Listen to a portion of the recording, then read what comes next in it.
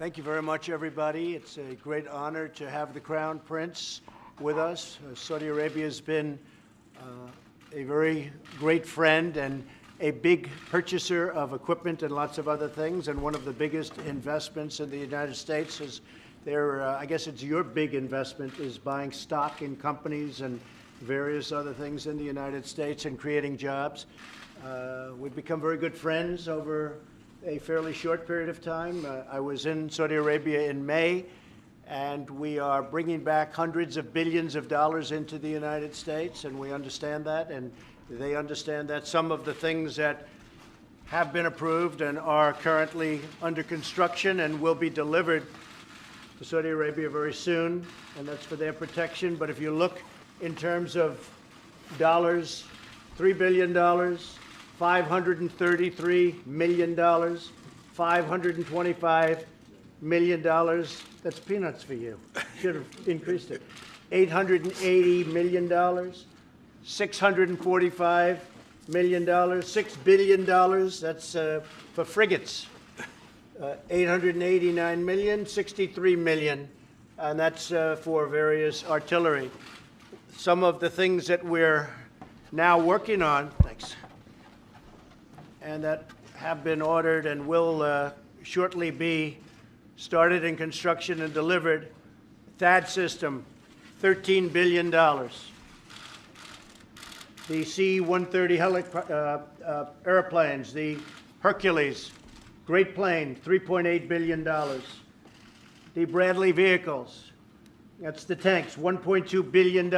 And the P-8 Poseidons, $1.4 billion. And what it does is it really means many, many jobs. We're talking about over 40,000 jobs in the United States. So we make the best equipment in the world. There's nobody even close. And Saudi Arabia is buying a lot of this equipment, and a lot of people are at work making the equipment, not only for us, because we, as you know, we're getting a $700 billion military proposal, and that's even a lot for you guys. But we're getting a $700 billion military plan this year, and 716 will be next year, $716 billion. So we really have a great friendship, a great relationship. I would really have to say the relationship was, to put it mildly, very, very strained during the Obama administration. And the relationship now is probably as good as it's really ever been. And I think we'll probably only get better. Tremendous investments made in our country, and that means jobs for our workers, jobs for our people. Also defense. We're talking about defense, and we're working very hard with Saudi Arabia, and they're also footing a big part of the bill for defense. The whole Middle East. We know what's happened in the Middle East, and it has not been a pretty picture for the United States or for anybody.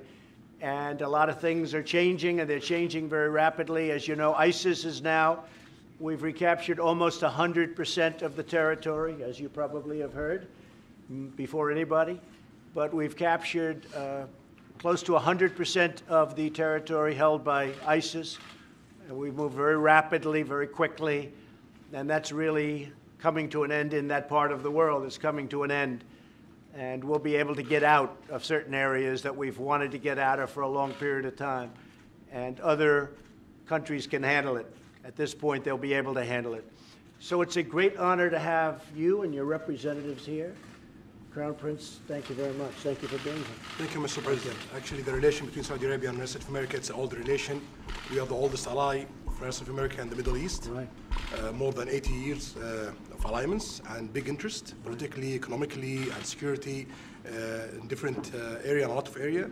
And the foundation of the relation, it's really huge and really deep in different issue. We know that today the relation, it's the cause of more than 4 million jobs in the US of America, directly and non-directly.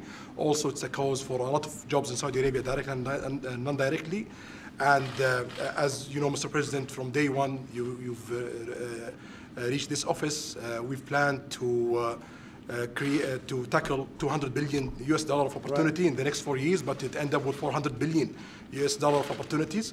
You've talked today, Mr. President, about the military deals. The implementation in it's more than 30%.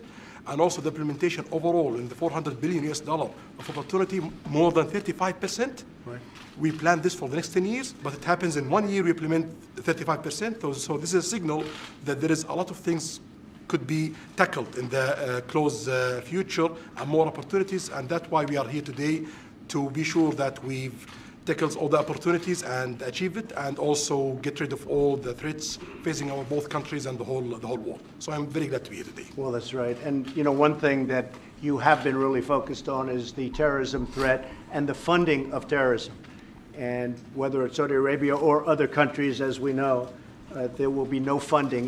We have a zero tolerance for the funding of terrorists. And we're working very hard. And I will say that Saudi Arabia has been working very hard on that, as are certain other countries in the Middle East. When I was there in May, I think it was one of the most incredible two-day meetings that I've ever seen, that anybody's ever seen. It was an amazing two-day period. We had 56 countries. We had, everybody was there, the head of every country. Virtually, I guess, in every case, it was the head of the country. And we talked about terrorism and the funding of terrorism, and it will not be allowed.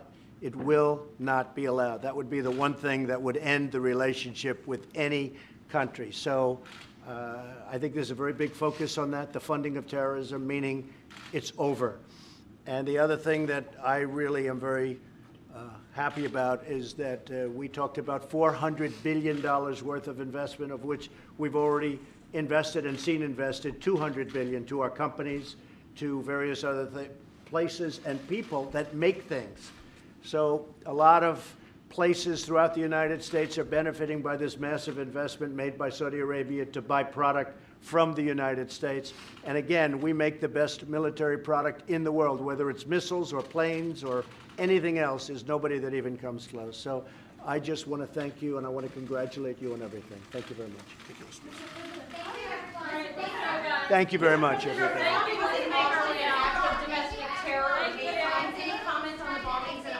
It's terrible. The bombings in Austin are terrible. Local, state, and federal are working hand in hand to get to the bottom of it. This is obviously a very, very sick individual, or maybe individuals. These are sick people, and we will get to the bottom of it. We will be very strong. We have all sorts of federal agencies over there right now. We're searching what's going on in Austin, a great place, a tremendous place, is absolutely disgraceful. So we have a lot of power over there. We're looking. It's not easy to find. But these are sick people, and we have to find them as soon as possible. We have to find them really immediately. I will say, working with Texas, working with the local governments has been great. But we have to find this very sick person or people. Thank you all very much.